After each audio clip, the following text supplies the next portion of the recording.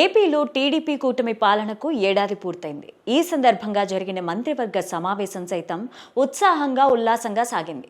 కూటమి సారథి చంద్రబాబుకు అభినందనలు తెలియజేస్తూ మంత్రులందరూ చప్పట్లతో సమావేశంలో ఒక సందడిని క్రియేట్ చేశారు.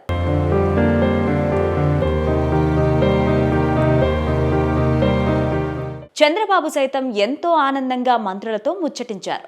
మన ఏడాది పాలన బాగుందని చంద్రబాబు చెప్పేసరికి మంత్రులతో పాటు అంతా ఊపిరి పీల్చుకున్నారు. ఎందుకంటే ప్రతిరోజు సర్వేలు చేయిస్తూ జనాభిప్రాయాన్ని కూడగట్టడంతో చంద్రబాబుని మించిన వారు లేరు. అందువల్ల ఆయన తన నివేదికలన్నీ క్రోడీకరించి ఈ మాట చెప్పారని అంతా భావిస్తున్నారు.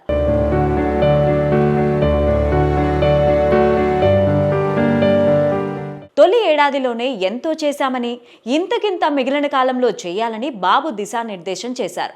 మరోవైపు చూస్తే మంత్రివర్గ సమావేశం తరువాత ముఖ్యమంత్రి మంత్రులు అంతా కలిసి సరదాగా భోజనాలు చేయడం ఈసారి విశేషంగా చెబుతున్నారు.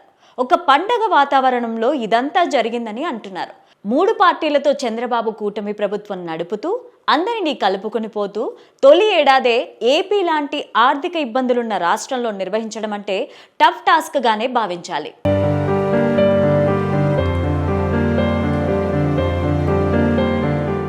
కానీ చంద్రబాబు దానిని సాధించారు అంటున్నారు. పైగా కూటమి ఏడాది పాలన మీద ఓవరాల్ గా సంతృప్తి జనంలో ఉందని ఒక ఫీడ్బ్యాక్ కూడా కూటమి పెద్దలకు అందడంతో మరింత ఖుషి అవుతున్నారు.